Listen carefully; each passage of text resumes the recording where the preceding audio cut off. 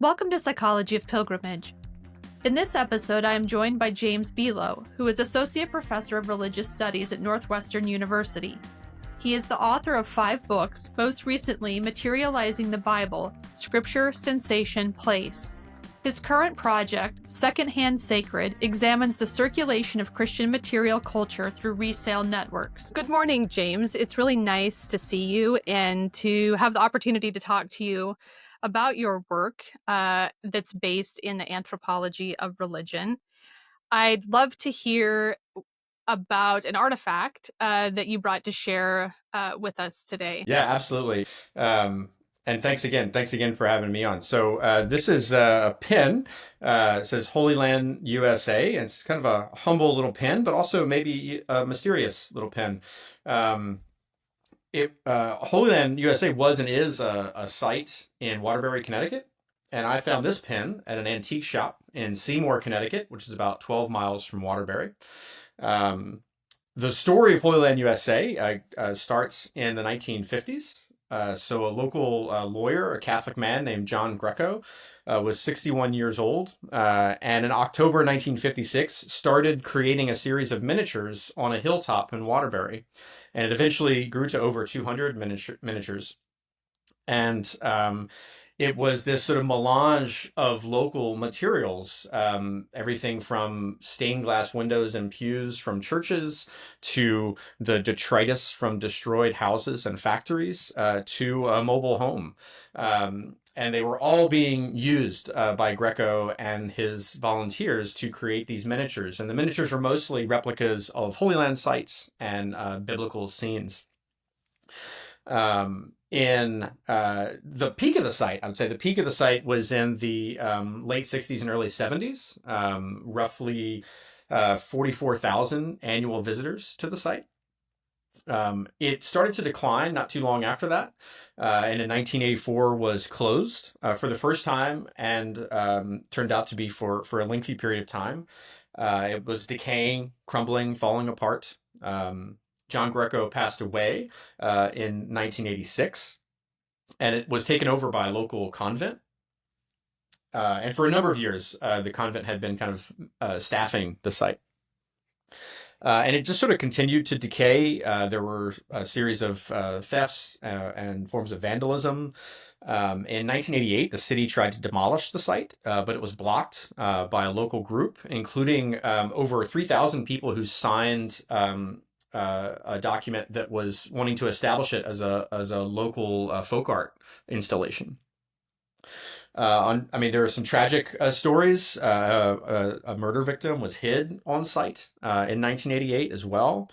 There were several failed renewal efforts, including one in 2000. And then again, tragically, a murder on site in 2010.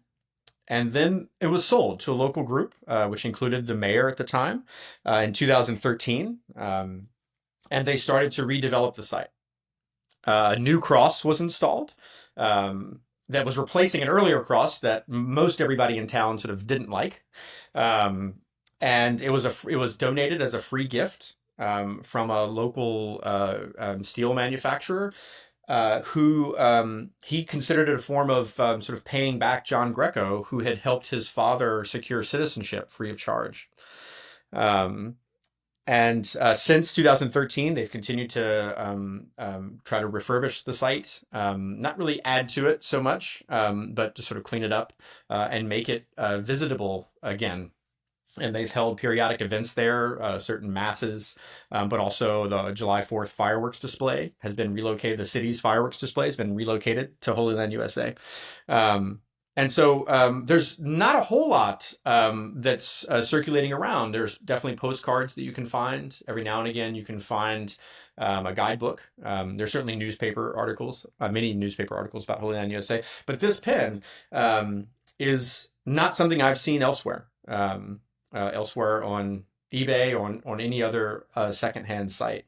Now, it's mysterious because there was actually another Holy Land USA in Bedford, Virginia, from 1972 to 2009. And it's possible that this is actually from Virginia and not Connecticut. But I'm putting my money on the fact that it's maybe attached to the Waterbury site, given where I found it. But things travel widely in the secondhand world, so you never know. The pin is interesting, and I'm wondering how it was used. If people wore it as a sign that they had been there, as sort of a souvenir, or was it placed in, That's on a the hat? Yeah, that's the thing. So there are no markings anywhere else on it, no date of any kind. So it could have been sold in the gift shop at the peak of its visitation when tour groups were coming in. I should say that the site is up on top of a hill, and to get up there is this winding little road. And so if you could imagine big tour buses in the late '60s and early '70s snaking up this curvy winding road. Um, it could have been a gift shop and a souvenir. It could have been part of a fundraising effort during one of the failed renewal efforts. It could have been produced as part of that, and a sort of a free gift for donating. Or it could have been a more recent creation, as to sort of signal your participation in the refurbishment and renewal of the site post 2013. So its exact history is really unknown, and I don't know that I'll ever figure it out. But we'll try. The site, uh, I'm hoping you'll get into a bit how the site is tied to your work. Just on when I'm hearing you initially talk about the site, I'm thinking about that your work has explored religion in the United States. And so that would be an interesting trajectory, at least in the 20th century, looking at how this site develops as a religious site, and also material culture in terms of religion. And the site is completely underpinned by material culture. So can you say a bit more about how these two areas of your work sort of coalesce at this particular site, and then kind of expand on how this site represents your work broadly? Yeah, yeah, for sure. So I first learned about Holy Land USA um, when I was working on a project called Materializing the Bible. And that was a project I worked on from maybe about 2015 or so until 2021 or so. Um, and I was really interested in places that transform the written words of Scripture into a experiential, choreographed environment. And so I started finding all kinds of sites like that. Some of which were more modest than Holy Land USA. Some much bigger and much more well financed. Many still in existence, and also many have closed down or defunct. Um, I'll give you another example, just briefly. Here's a guidebook from a traveling Holy Land model that toured for 40 years, and was created by two Maltese immigrants to Canada. They started in the 1920s, and they started touring it. They started building it in the late 19 teens and started touring it in the 1920s, and it toured for 40 years, um, until it eventually was bought and opened in early 1960s in the Gatlinburg area, and then burned down less than a year later. And so what's left are paper ephemera. This giant, I think it was like 3,500 square feet model, that toured the United States and was transported by rail for 40 years, and it was totally destroyed. And so what's left are these. And so I was interested in all these kinds of sites. And anybody who's listening, there's a digital scholarship project that's still live, Materializing the Bible, they can go to, and we have some tours up and things like that. And so, on the one hand, I'm interested in like the history of these sites. I'm interested in the creators who made them, why did they make them, how was it tied into local lives? And that's one thing about Holy Land USA. In many ways, it's a pilgrimage site for folk art aficionados.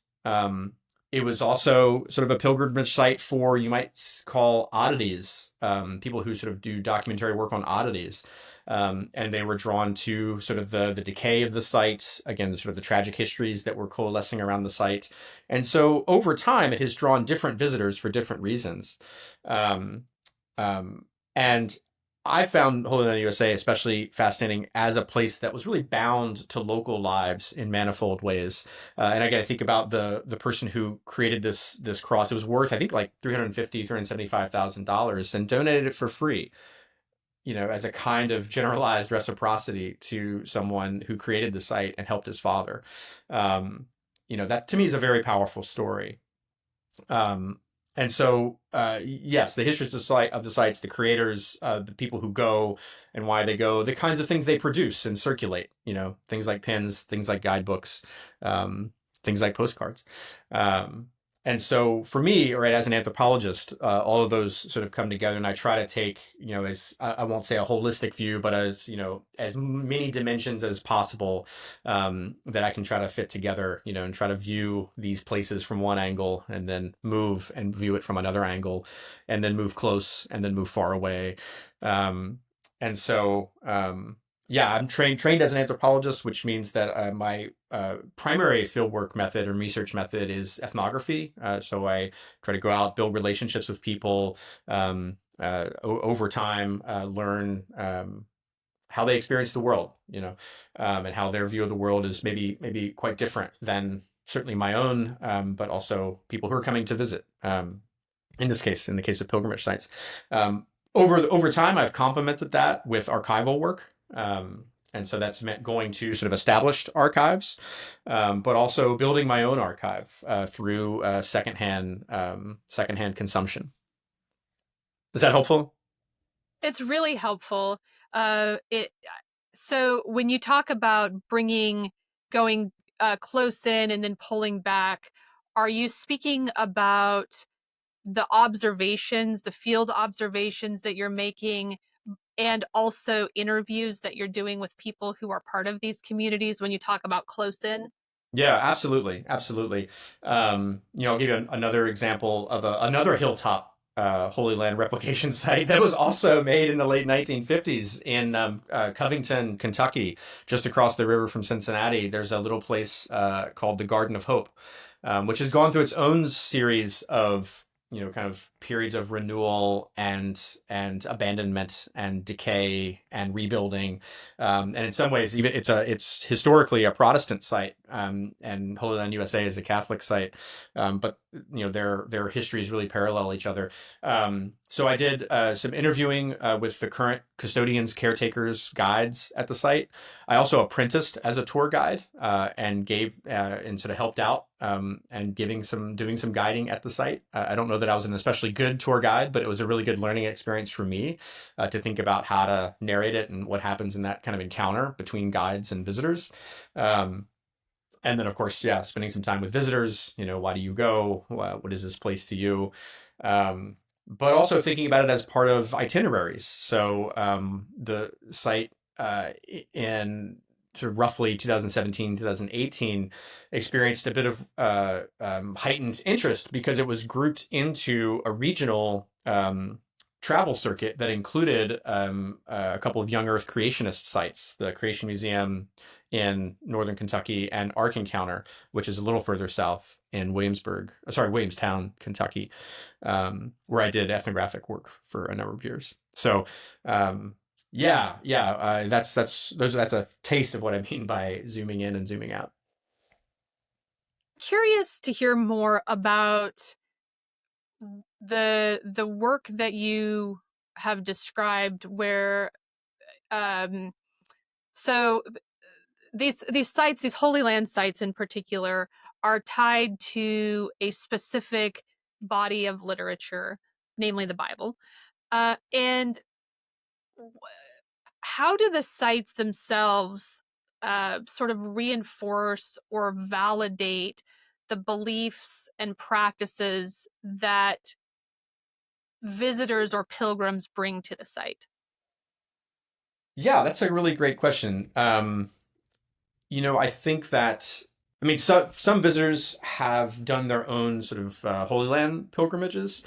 And so coming to a US site like this that's based on replication, um, can be, sort of inspiring and a sort of wonderful memory. Oh, I saw the real thing, and here's, and they've done such a great job at miniaturizing it or recreating it. Um, but also might also sort of instigate a sort of a feeling of um, I don't know, silliness almost, to say like, I've seen the real thing. This is kind of funny to me. So I think it really runs the gamut. I think that for folks who have not made that kind of trip, to the biblical Holy Lands, these can kind of stand in for the real thing, so to speak, and they can be engaged as a direct sort of isomorphic replication, sort of a one-to-one. Um, and so, yeah, I think it runs the gamut. I think it has a lot to do with people's own what kinds of experience they bring to the pilgrimage. I should say the local pilgrimage. Right. The you've got a book that's focused on the social life of scriptures. Mhm. That the right title.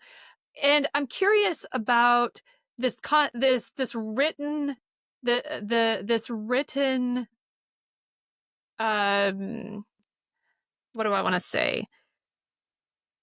The the written stories, which are often taken as fact. But the writing itself sort of forms this backdrop for when people visit sites like the Holy Land sites that you're speaking of, or the Holy Land in the Middle East. In the interviews that you've done with people, how strong is the connection between their awareness of what they have read in scriptures and their experience and kind of feeling that they have at these sites? Yeah, it's a really helpful question. I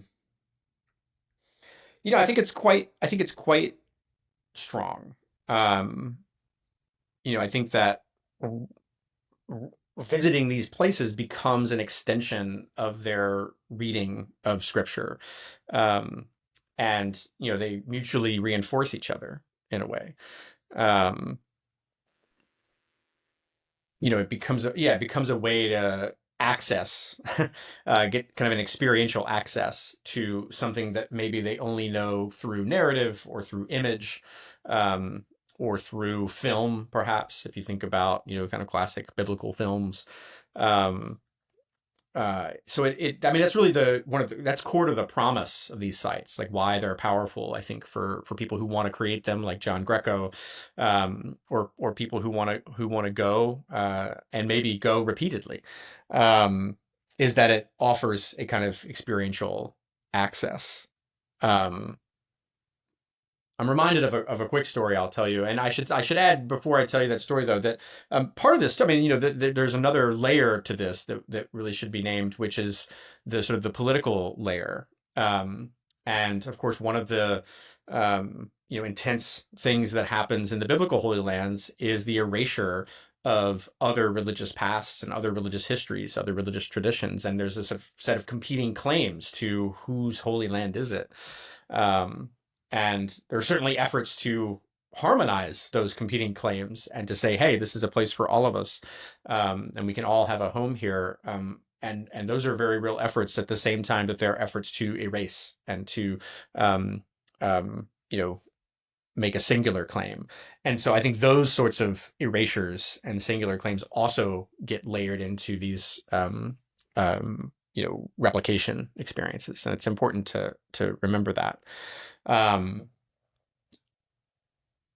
the story I was going to tell was at the Garden of Hope. One of the people who helped build it was the son of so the main one-to-one replica is the Garden Tomb, which is this sort of alternate historical site in Jerusalem to the Church of the Holy Sepulchre, and in the 1950s, the caretaker of the Garden Tomb in Jerusalem, um, his son came to the U.S.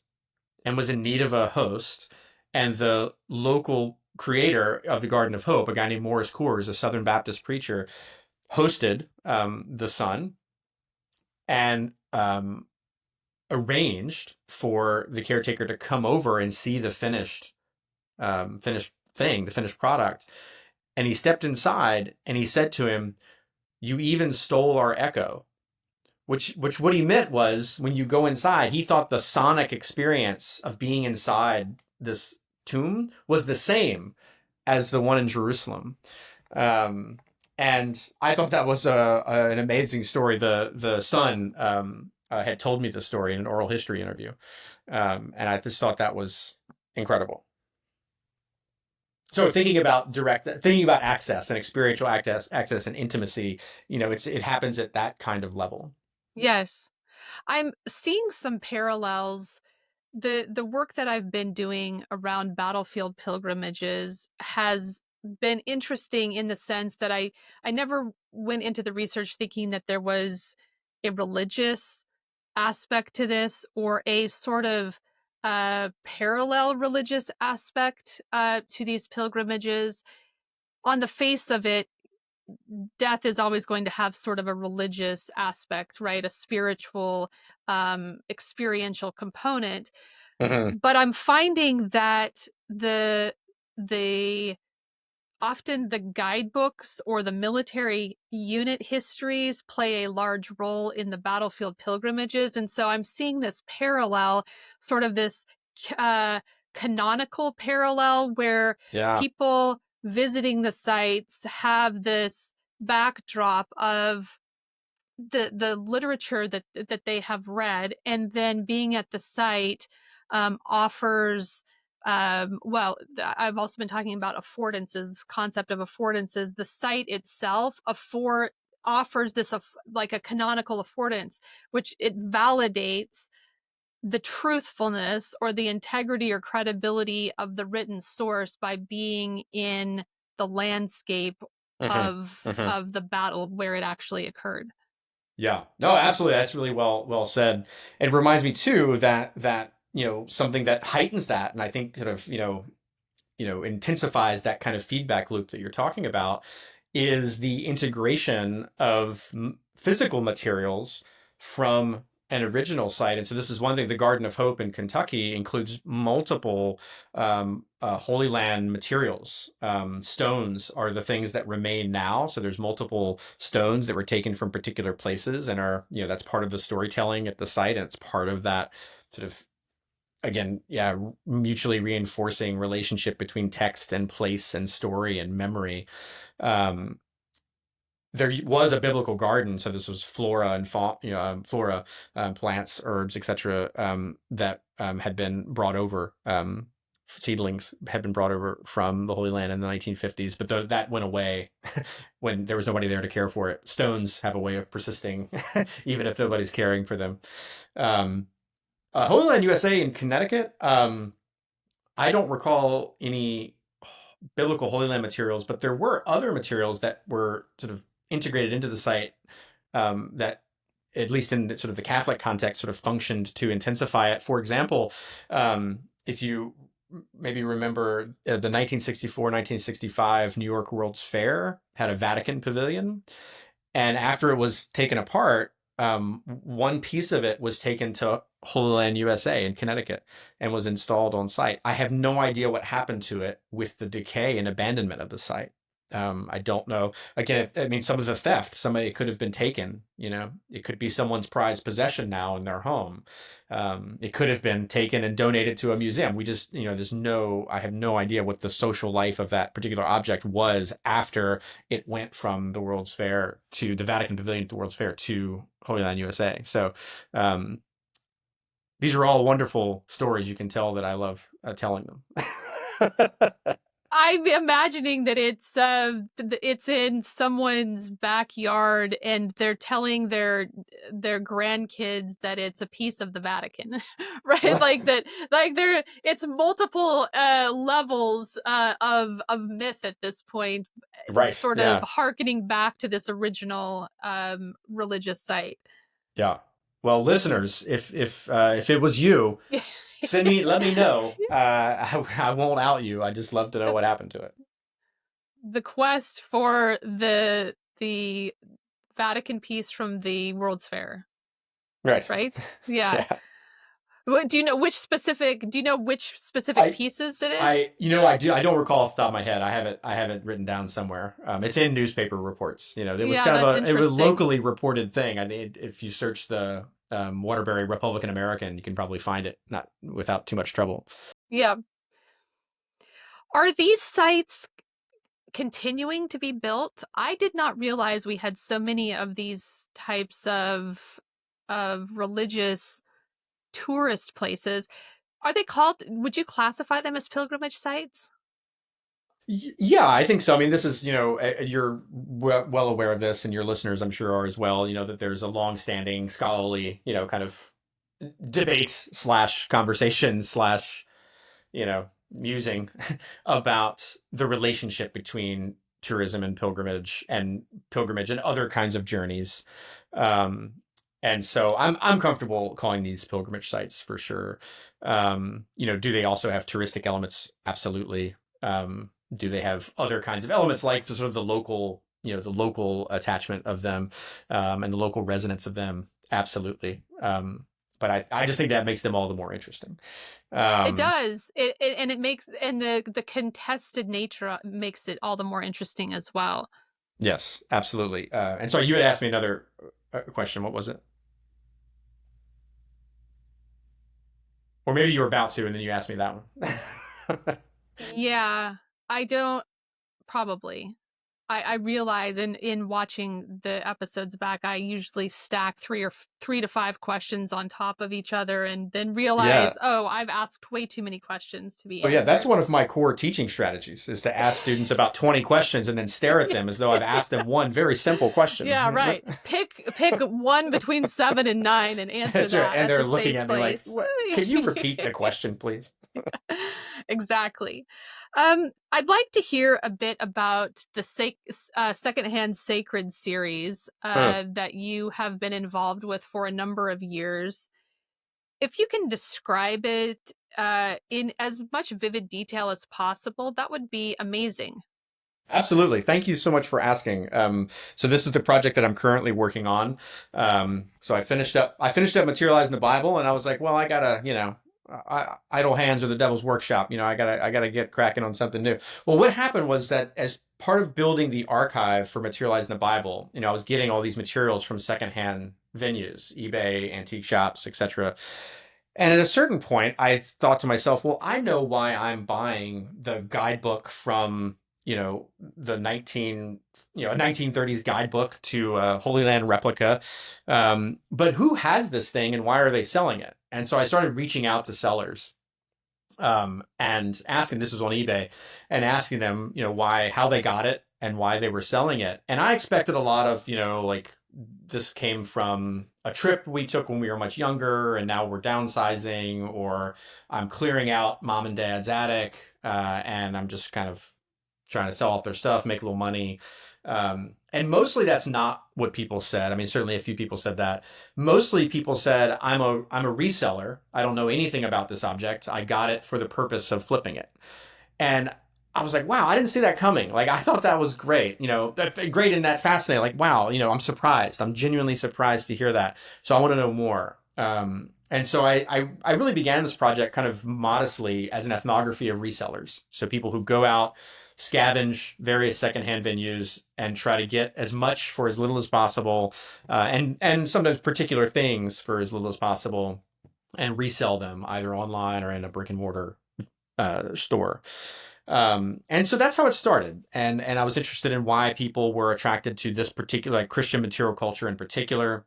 I was, whether it was Protestant material, Catholic material, Orthodox material, Mormon material, whatever. It didn't matter which tradition, Christian theological tradition it came from, I was just interested in how it was being flipped, who was buying it, how it was sort of circulating through secondhand economies.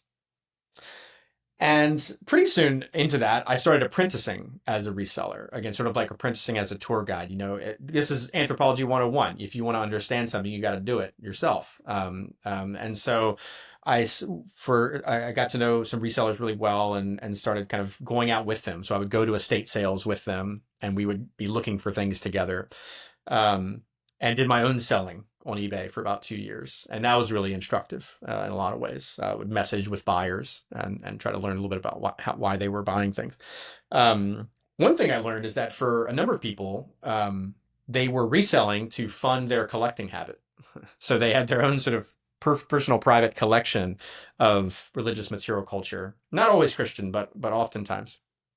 And so that's why they resold, just so they didn't have to, dip into the family budget to support their collecting.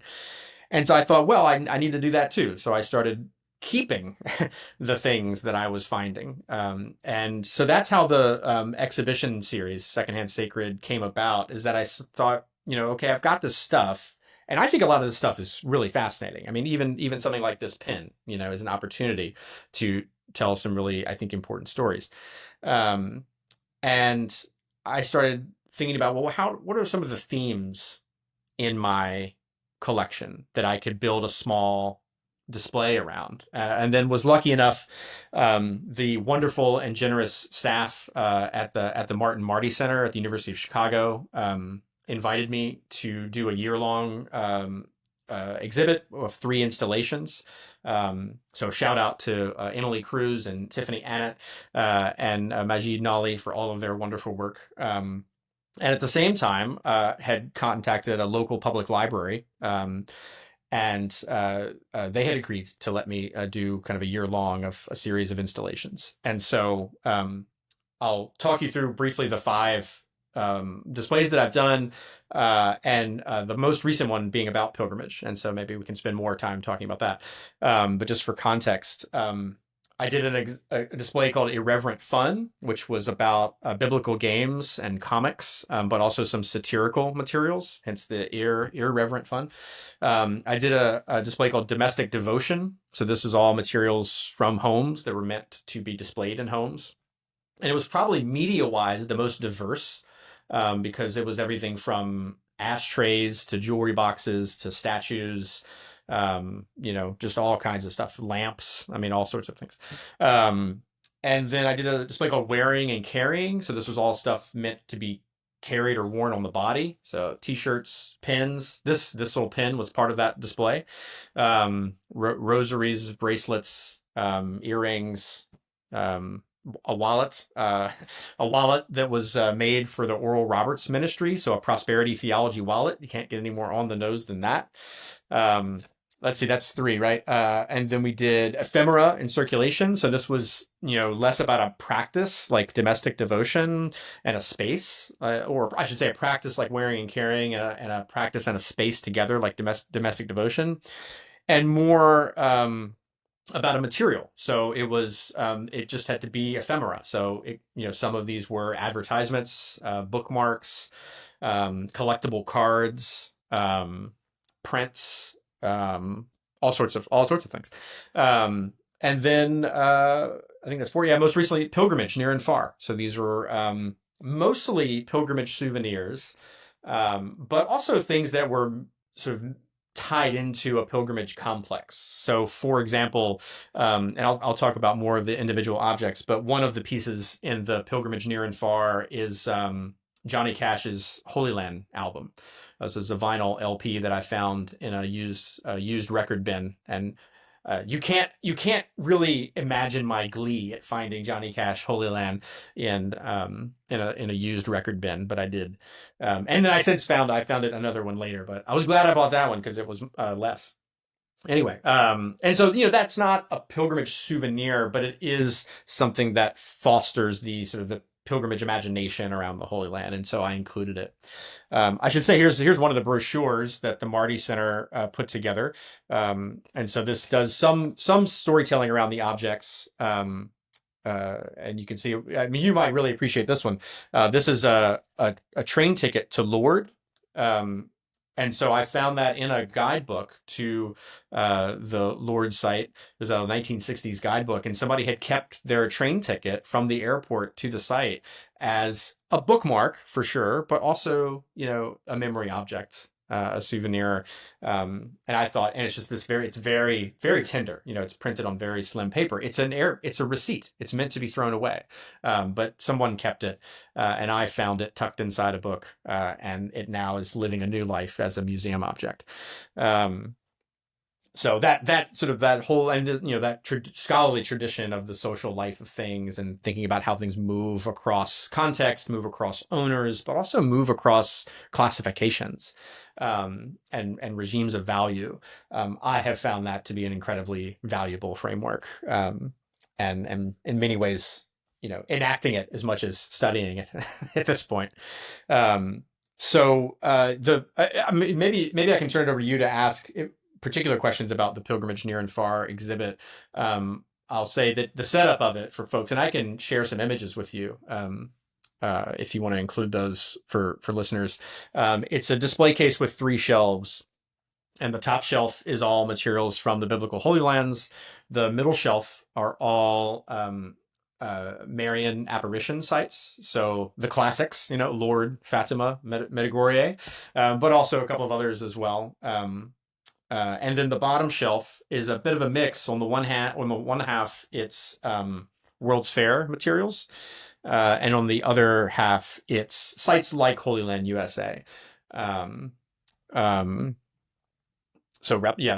U.S. based replica sites. And I want to get another shout out. I want to thank a friend and a colleague, Jennifer Stock, who donated, really sort of donated to the exhibit, but let me borrow some of her. She inherited a massive postcard collection from her mother that included a number of religious postcards, which that set included a number of postcards for replication sites. And so she has lent some of those wonderful old postcards to the exhibit, and they're on display. And the last thing I'll say before I hear what particular questions you have is that one of my favorite parts of the exhibit is the postcards that have writing on them, and those are turned out so that visitors can read these messages from the past. And sometimes they range. Sometimes they're very, it's like it has nothing to do with the site. It's, hey, what a great trip! Can't wait to see you. The food's not good. It says, it's like really big things like that. And others are very intimate. There's one of the Lourdes postcards, which is the postcard itself it's more recent. I think it's from the 80s. It's not especially great postcard, but the writing is touching to me. It's a person talking about their time at the shrine, how they've been praying for people back home, and including how they've got some of the water, and they're going to be bringing it home for someone who's struggling with, and really, I think it seems to be from the note, from the message, really living with a terminal disability, and so it's just, to me, an incredibly moving message written in blue ink on the back of a very basic 1980s postcard.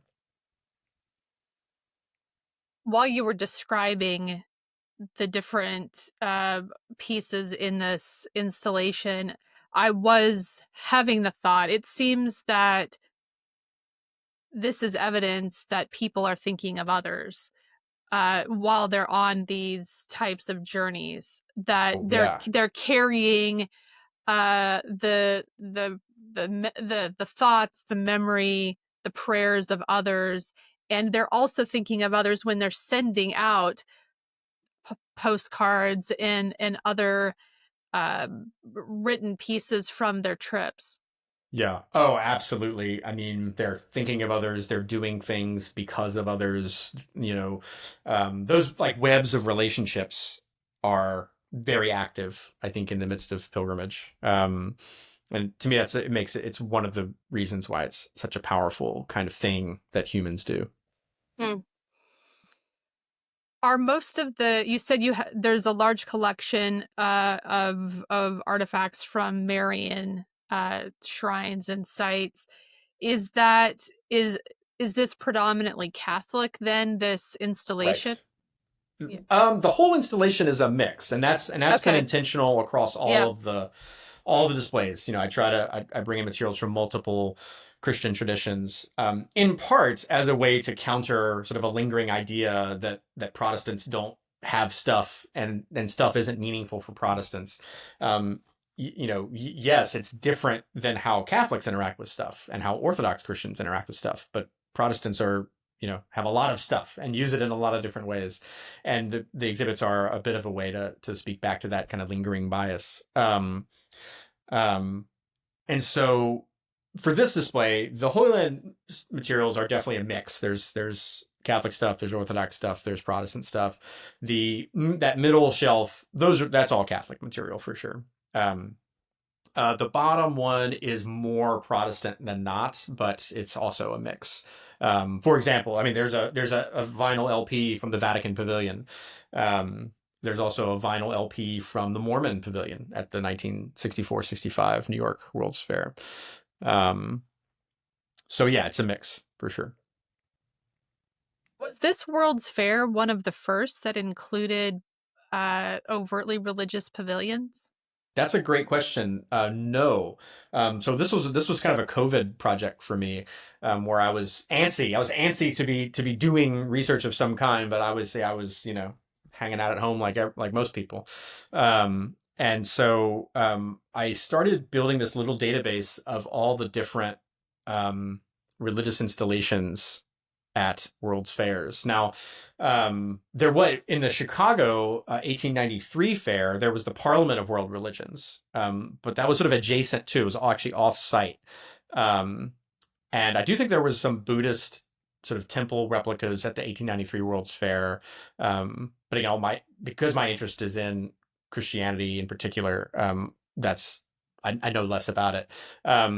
But yeah, really beginning with some of the like the like the Buffalo Pan American Exposition in I think 1902, there were some Christian pavilions. The 1933-34 Chicago Century of Progress had a hall of religion, and it had numerous denominations that had a presence there. And I actually, at the Chicago History Museum, they have the architectural plans for the hall.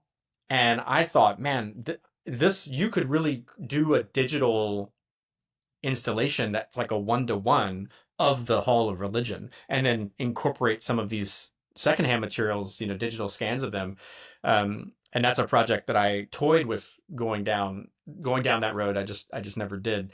But yeah, I mean, I won't name all of them, but really any of the 20th century fairs had both, established pavilions, and sometimes with, usually linked with denominations, so Christian Scientists had pavilions at numerous fairs, but also there was a Billy Graham pavilion at the 64-65 fair.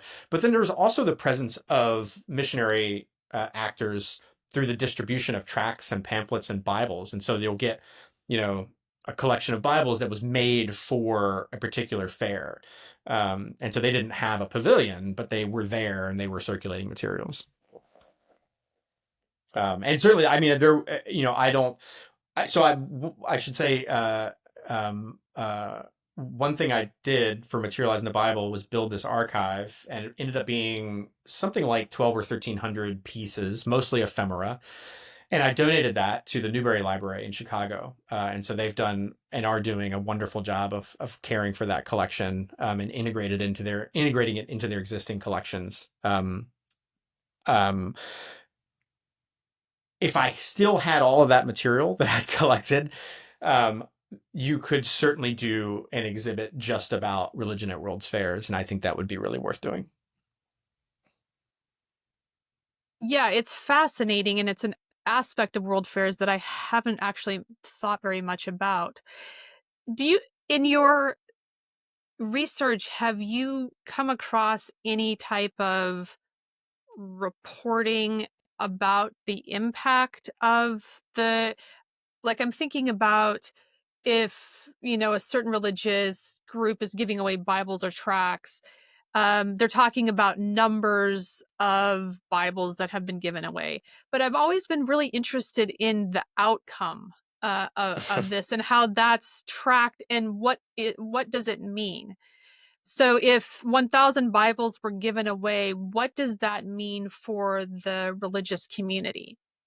Right. Is there a correlation between people then who are inbound into the community, or is the measurement of progress or the metric only what is outgoing?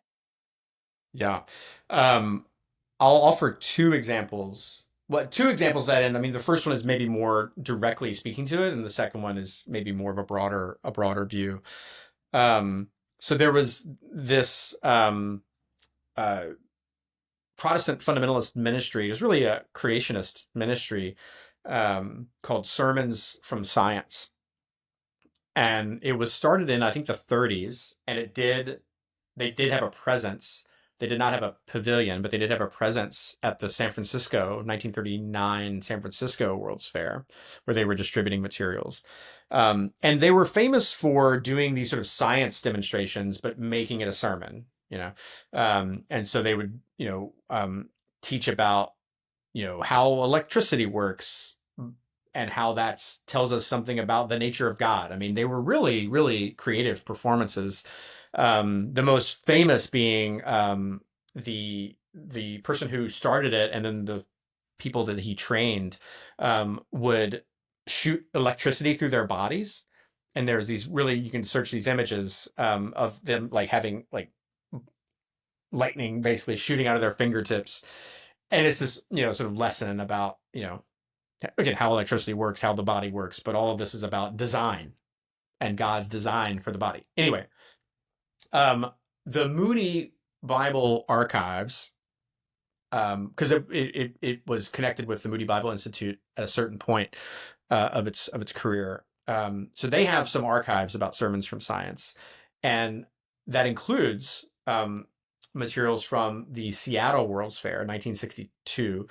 And it has this log. I mean, what you're speaking about like meticulously cataloging the number of people who came to the pavilion, because they did have a pavilion, like a physical pavilion there.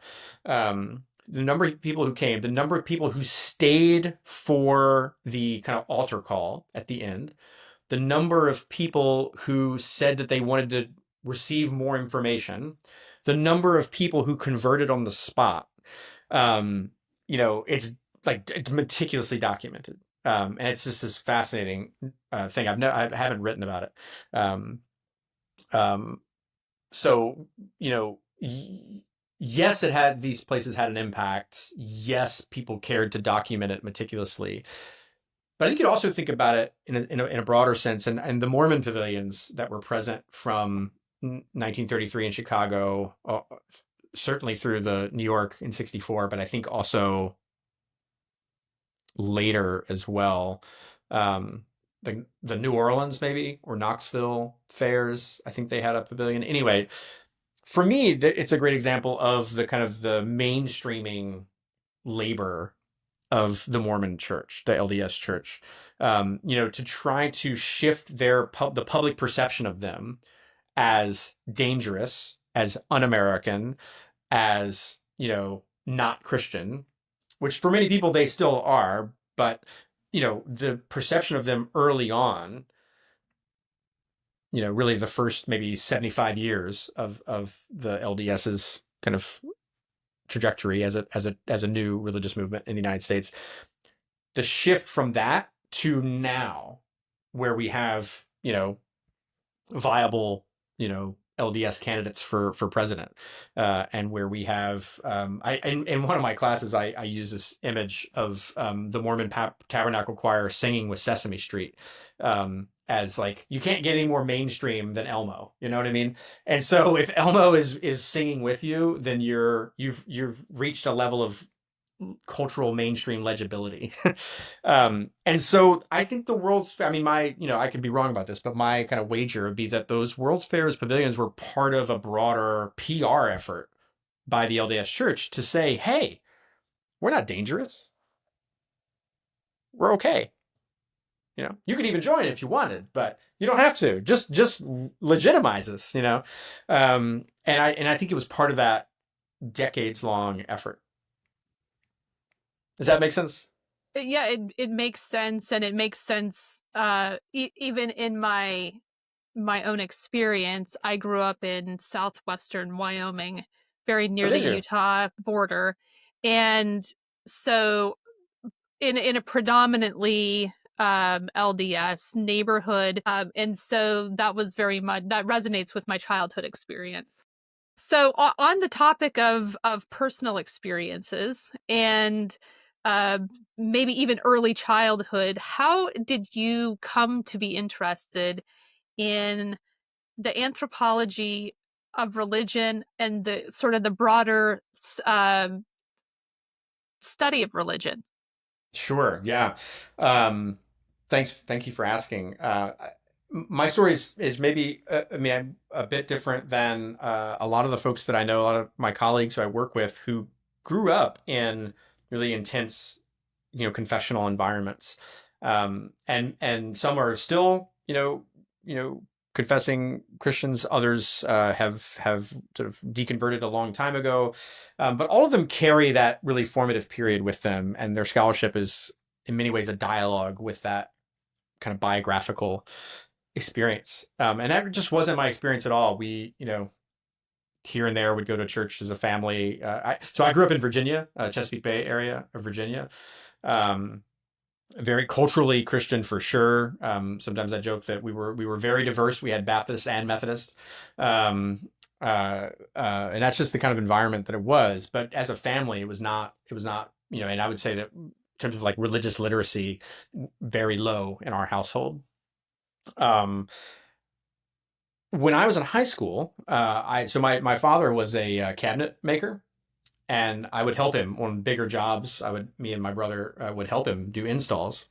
And I remember, I think it was a junior in high school, and I was helping him do an install, and they were settling up the bill in the kitchen, and I was in this guy's library, and I pulled this book off the shelf because it had a word on it I had never seen in my life, and that word was anthropology. And it was his intro to cultural anthropology textbook when he was a student at Purdue University. And I just was flipping through it, and they came out, and the guy, his name's Tom Kenny, Tom and Shirley Kenny. They ended up being friends of the family. Uh, Tom Kenny said, "Hey, what are you reading?" And I felt embarrassed, like I got caught doing something I shouldn't have been doing. I was like, "Oh, I'm sorry, I was just looking." And he was like, "No, no, take it with you." And I said, "Okay, I will." And I read this 1973 Intro to Cultural Anthropology textbook, and decided I'm going to major in that. I think this, I've never heard about any of this before. This is all new to me. Um, and he gave it to me as a high school graduation present. I still have the book, which I'm very fond of. Um, and and I thought, if I don't like this, I'll change. I don't know. I didn't know what I was doing, but I really love my classes. And I was an undergraduate at Radford University in Virginia, and I had a really amazing professors: Melinda Wagner, Mary Lalone, Stephen Jackson. These are people who I'll never forget. And I took Melinda Wagner's anthropology of religion class, and was just enthralled. I was just enthralled at the approach and of thinking of religion in this with this perspective, and the kinds of just and I didn't have the language for it at the time, but sort of intellectual disposition of really trying to understand, no matter who people were and what they were saying about themselves, and how, no matter how different it might be from my understanding of truth or, the way the world works, that they still deserve understanding. Um, and I was just, compelled by that. And so when I did a fieldwork project, ethnographic fieldwork project as an undergrad, I chose a local African American church. It was a Black Baptist church, which again was quite a contrast. I grew up in a very racially segregated place. I grew up in a place that was where overt racism was legitimized on a daily basis. It's in some ways, like it was an awful part. I grew up in a beautiful place, you know, on a river in the Chesapeake Bay, on the Chesapeake Bay. Um, and socially, there were horrific elements to it.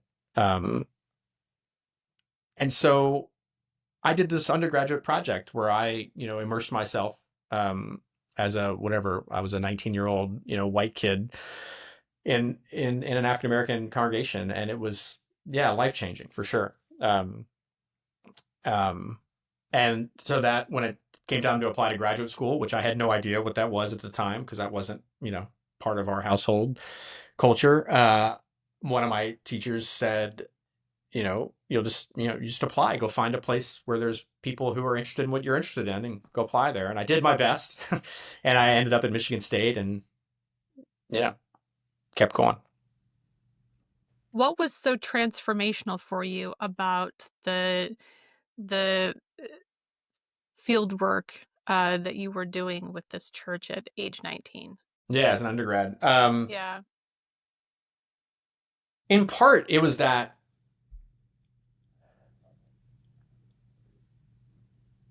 the church we would off and on go to that was pretty close to our house, I'd say within like 2 miles or so of our house. Because it's a pretty rural area, right? Not, I mean, probably a half or 3/4 miles down the road, there was another church, and that was the Black church. And I never stepped foot in it as a child, and nobody I knew stepped foot in it. Again, this was in a very, this is, even in the, 80s, 90s, rural Virginia. I mean, I suspect still today, I don't know that for sure, but a very racially segregated place. And so there was just like, what happens in there? What goes on in there? Yeah. And this fieldwork project was, me stepping into a church much like it, a different part of Virginia. We were in the Appalachians in Radford. And, it was people being, worshiping and singing and loving each other and trying to build community and struggling because they were at the time without a permanent pastor. And so they had all these like itinerant and interim pastors coming through, and they were really struggling as a community to like kind of find a footing. I wouldn't be surprised that church is now closed. It was aging for sure. The opportunity to sit with, I did a lot of in-depth interviews for that project, sort of life history interviews, and just to sit with people, to be in their homes, to hear their stories, to have them be so open with it. They didn't owe me anything, they had every right to say, go find a different church, and at the time, right, I didn't I had very little appreciation, I think, understanding for things like, the reciprocal ethics of ethnography. And, I mean, in some ways, like many, many ethnographic cases, that someone was interested in them, I think was an attraction. Now I would go to do projects later on where everybody's interested in them. I mean, I'm thinking about Ark Encounter, where people are constantly, asking for journalists or constantly asking for interviews. And so that's a different thing, it's a different dynamic. But this, this kind of rural aging church without they were not in the news anywhere. And so to have someone really be interested in them, I think they were excited about that. So yeah, I think, those interviews, I mean, I still have all the tapes. I still have the transcripts. I still have, this record of a novice, really hapless, burgeoning, trying to be an ethnographer. But I hope to always keep them. Within this community, was the collection of sacred artifacts a practice that you learned about? Yeah, the material culture interest did not emerge until much later, I would say. And actually part of my training as a graduate student is as a linguistic anthropologist. And so I spent really a lot of time, and certainly my first project, which was about evangelical Bible study groups. It's all about talk, it was about the interaction with scripture. This is how the Social Life of Scriptures volume came about. It was about that relationship between community and text and interpretation, but it was all very talky, all the data was based around these audio recordings I had of Bible study meetings. And it was really a later project, where I got into thinking about the centrality of material culture for communities, for traditions, for individuals, um, and like many people who kind of got into that you sort of vein of scholarship, I was ensnared pretty quickly, because you have this wonderful stuff, like this wonderful pen here, that you can go back to and hold and look at and think about, and you know bring into classrooms and share with students, and bring onto Zoom calls, and reprint in brochures, right? So yeah, I was ensnared pretty quickly, and it's proven to be just a really inspiring body of scholarship, and group of colleagues. I think I'm very, very fortunate. I just get to interact with the best people. Found in talking to pilgrims, which is one of the reasons that I've asked people on this podcast to bring some type of artifact or souvenir with them, is that there's a different type of storytelling that occurs when an object is central to the narrative. I would imagine you have found this to be the case, and maybe you have additional thoughts about why that is. Yeah, maybe. I mean, I'll say, just, I mean, in the sense of like research methodology, this resonates for me really closely, because I think one of the most productive forms of interviewing that you can do is based around an elicitation device. It's one thing to sit down with someone and say, "Tell me your life story," or, "Hey, I've got all these questions for you about your community or your ritual practice or whatever." And it's a whole nother thing, and I think, 9 times out of 10, far more productive to say, "Hey, I have this thing that your community produced. Can you tell me about it?" And then it ends up, being about much more than just this object. But it's the starting point for drawing all that out. And so I recommend, like, for students, I recommend that all the time. Um, you know, I mean, yeah, I think it plays out in all kinds of ways. I think for some people, they're like, I remember this, and it's just, it's kind of a dramatic thing for them, and that I mean, I think it, I mean, you probably know this better than I do, but materiality has this way of like excavating memories that, when you don't have that materiality present, it's just like maybe they can remember something. It's like it's vaguer, and it just becomes so concrete.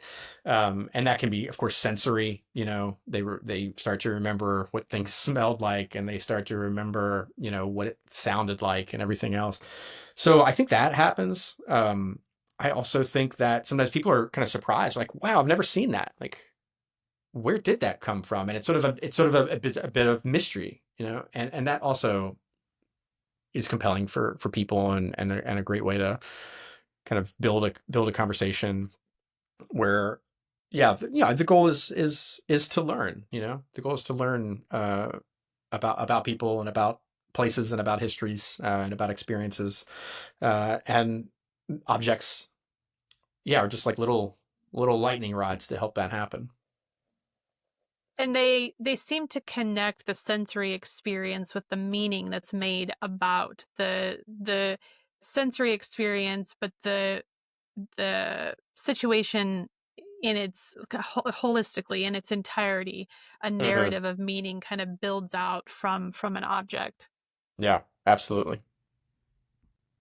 I was going to talk to you about religion and mental health. I mean, you have been an anthropologist of religion for a couple of decades, and I'm wondering about your thoughts or observations about how people utilize religion to cope with or to engage mental health issues that they may not engage otherwise.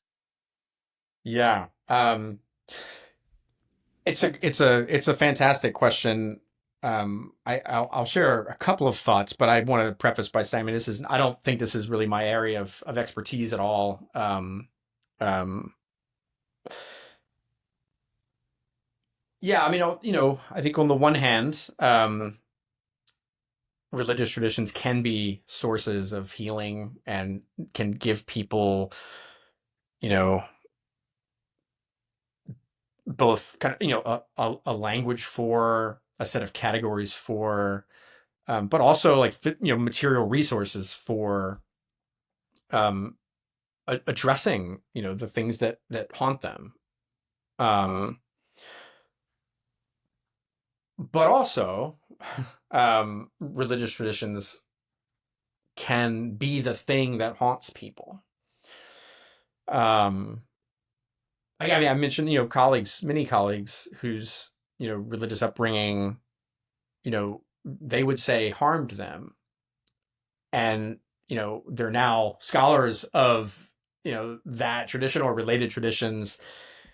And it's partly their attempt to work it out. And they produce amazing scholarship.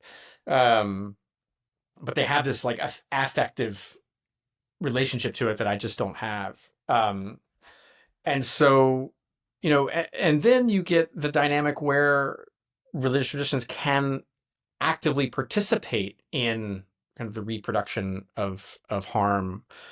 Um, I mean, I think about, I mentioned this briefly earlier. I um, sort of did maybe we'd call it like a pilot study, and it was kind of like preliminary field work about the um, practice of biblical counseling, which really, yeah, pitches itself as an alternative to and a challenge to secular counseling. And it's, really folks we would, call biblical literalists, who want to sort of say that any problem you have, the answer is in the pages of scripture. Um, and there are, whole institutes where people go and get training in this and get certified. And there are churches that provide this service. And I'm sure that some people have been helped by it. I'm also certain that people have been hurt by it. Um, and and I decided not to pursue that project for a variety of reasons, but some logistical, some, you know, kind of where I was professionally at the time, but also personally, like it just did not, it did not set well with me. That this was going on, and I just didn't feel like I was ready to engage it, which is not to say, I mean, I do think I'm kind of arguing with myself here. I think it's very important that anthropologists, ethnographers are doing field work in context where there is not an affinity between them and the people they work with. I mean, this was, really a large part of my career has been doing that kind of work. Again, to try to pursue some understanding and explanation irrespective of like my normative disagreements with them. But it was just like at the time that biblical counseling project was too much. I just, yeah. So I think it can break multiple ways in that, in thinking about the relationship between religion and mental health. Um, yeah, I don't know if that's an answer to your question or not, but that's what comes to mind. It Thank you for answering it. It was not one that I had planned to ask, and then when I was preparing for our discussion, it was something that came up. I think it's also very present for me because I'm involved with a couple of groups, and we're looking at pilgrimages uh, as sort of a quote unquote intervention or an endeavor that leads to greater health and well-being. And so there's this psychological focus and this healing focus in a way that runs parallel to the spiritual focus of Mm-hmm. pilgrimages.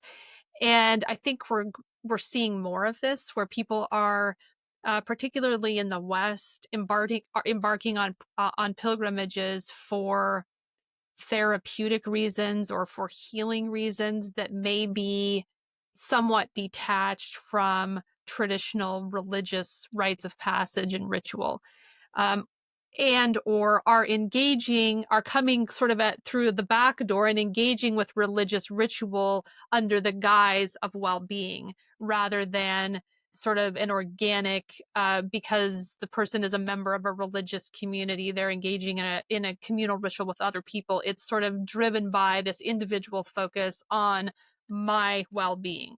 So I'm going to do this. And we see this with the practice of yoga, is one example where it sort of it becomes detached from its spiritual roots and practices and becomes something sort of entirely different. And I'm really curious about this intersection of religion and mental health, particularly as it pertains to the practice of pilgrimages. Yeah. Um, it reminds me of something like a bit of a struggle that I've had in putting together the Secondhand Sacred series. If we have time, do we have? How are we doing on time? Yeah, we're perfect. Okay. So I don't know if this is how true this would be for the pilgrimage installation, although I think it's certainly possible. But one thing I wrestled with was, and I said I continue to wrestle with, is I'm aware that many of the materials that I have are kind of volatile materials for people. Um, Not all of them, like I don't know if this pen is volatile, Um, but others are, because of the tradition they're attached to, maybe, or because of the kind of practice that it was involved in, a ritual practice, devotional practice it was involved in. And I'm keenly aware that, because putting it in a public library, right? The whole idea there is that it's in a space where anybody and everybody might come see it. You know, this is the beauty of public libraries. Why we need them is that they're for everybody. Um, um, but that means that it's not a rarefied environment, and so I don't know who's I don't know who's going to see this stuff. That's part of the appeal. At the same time, I'm presenting these materials that somebody could very likely encounter, and it could sort of trigger traumatic memories for them. And, I don't have any control over that, of course, but I feel like I really need to be aware of it and just attuned to it and maybe on guard, because I'm certainly not interested in, in triggering anybody, in that way or any other way. Um, and the storytelling around the objects is maybe one way to mediate that. And I will say, so for all of the displays, there's a QR code and people can scan it and answer a few questions. I've gotten some responses, not a ton.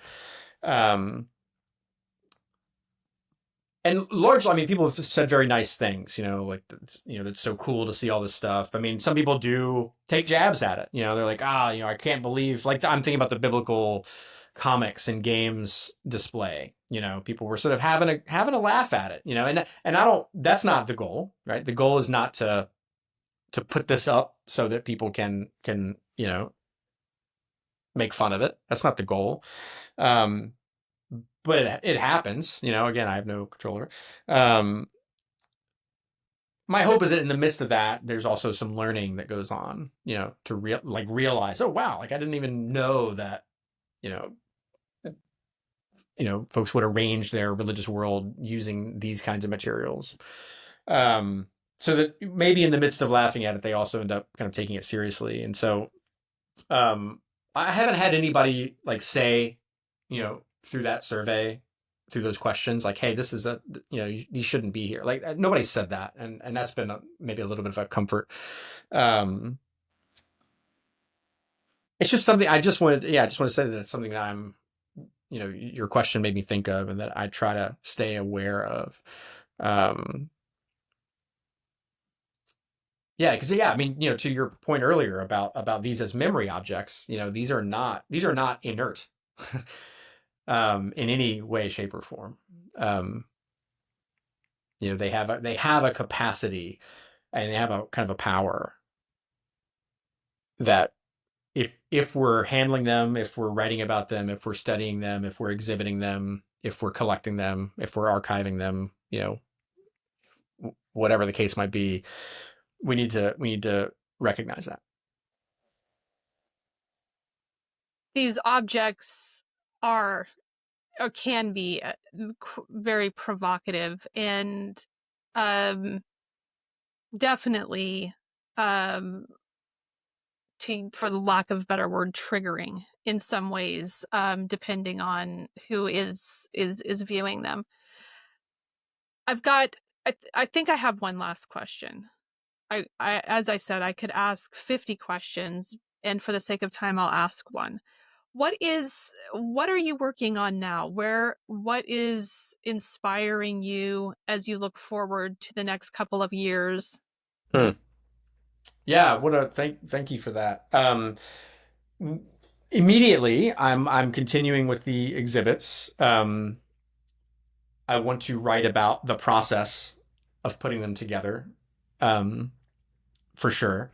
That's on the agenda. One thing that I've wrestled with is whether or not I want to. I'm gonna, forgive me. I'm gonna use the opportunity here to advertise. I wrestled with how much do I want. Did I want to just make like this year was the exhibit year, and I did it. I learned from it, and now I'll move on. And the project will move on. Or how much do I want to like build on this and maybe promote, advertise these as a kind of a traveling series that other people might be interested in hosting, other institutions might be interested in hosting. Because I think the reception has been quite good at both the public library and the Marty Center. And I've decided that I want them to travel. I at least want to give that a chance and see what happens. And so I'm in the midst of preparing just a brief kind of flyer that can be sent around and see who might be interested in hosting. And kind of see where it goes from there. It has prompted me to think about maybe other exhibits that I could pull together from my collection of materials. And so, speaking about provocative, and I'm going to reach back here and pull something on the screen. I realized that I have quite a few prophecy materials. And so this is a VHS, Revelation Revealed, verse by verse, by Jack Van Impe, who is a popular, influential sort of end times prophecy.